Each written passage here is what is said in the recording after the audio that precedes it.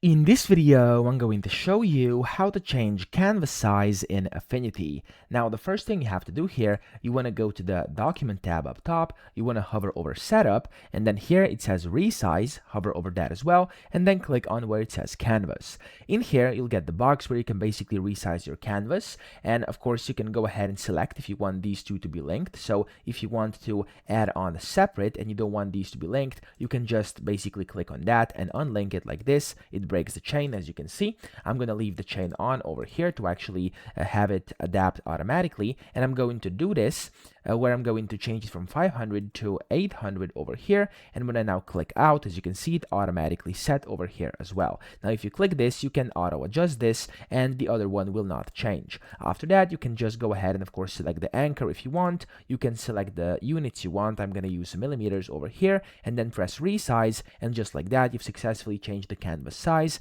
in Affinity. And then whenever you have on here, so for me I have some curves, as you can see, will be of course adjusted accordingly. So that's it. I hope this video helped you out. If it did, please subscribe to the channel and help me out as well.